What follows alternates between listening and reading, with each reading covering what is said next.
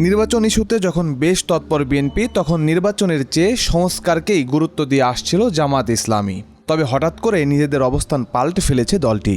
আগামী ফেব্রুয়ারিতে নির্বাচন চাই তারা। অবশ্য এর মধ্যে ঢাকা থেকে লন্ডনের ফ্লাইটে চড়েছেন জামায়াতের আমির ডক্টর শফিকুর রহমান।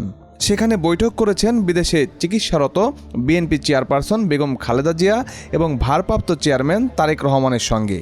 বৈঠকে কী আলাপ হয়েছে সেটি জানা না গেলেও ঢাকায় ফিরে 16 এপ্রিল মার্কিন কূটনীতিকদের সঙ্গে বৈঠকের পর সুর পাল্টে গেছে জামায়াতের। আগামী রোজার আগেই নির্বাচন চাই দলটি। সরকারের প্রধান উপদেষ্টা বলেছেন যে তিনি এই দেশের এই বছরের ডিসেম্বর অথবা আগামী বছরের জুনের মধ্যে ইলেকশন দেবেন। আমরা তার কমিটমেন্টে তিনি ঠিক আছেন এটা দেখতে চাই। আর আমাদের ভিউ হচ্ছে যে এটা রমজানের আগেই শেষ হয়ে যাওয়া দরকার। তবে আগের অবস্থানেই রয়ে গেছে নবগঠিত রাজনৈতিক দল জাতীয় নাগরিক পার্টি এনসিপি। মার্কিন কূটনীতিকদের সঙ্গে বৈঠকের পর দলটির আহ্বায়ক নাহিদ ইসলাম বলেন, মৌলিক সংস্কার না হলে এনসিপি নির্বাচনে অংশ নেবে কিনা তা বিবেচনাধীন।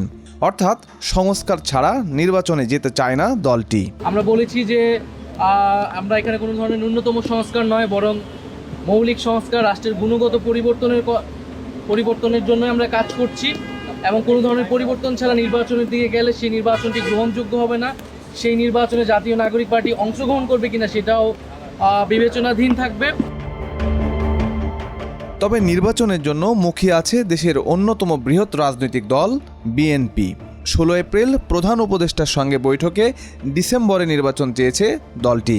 মার্কিন কূটনীতিকদের সঙ্গে বৈঠকেও এসেছে একই প্রতিধ্বনি। আমরা একেবারেই সন্তুষ্ট নই। আমরা পরিষ্কার করেই বলেছি যে আমরা ডিসেম্বর কাট আউট চাই।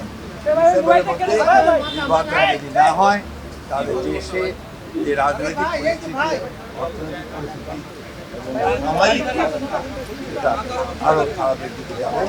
সেটা তখন নিয়ন্ত্রণ করা বেশ কঠিন হবে। নির্বাচন নিয়ে স্পষ্ট ঘোষণা রয়েছে অন্তর্বর্তী সরকারের। চলতি বছরের ডিসেম্বর থেকে আগামী বছরের জুনের মধ্যে জাতীয় নির্বাচন অনুষ্ঠানের কথা বলেছেন প্রধান উপদেষ্টা। 16 এপ্রিল বিএনপির সঙ্গে বৈঠকে উঠে এসেছে একই কথা। পরে আইন উপদেষ্টা আসিফ নজরুল জানিয়েছেন, নির্বাচন নিয়ে যে যাই বলুক না কেন প্রধান উপদেষ্টার কথাই চূড়ান্ত, কেননা এ বিষয়ে তিনি জাতির কাছে অঙ্গীকারবদ্ধ।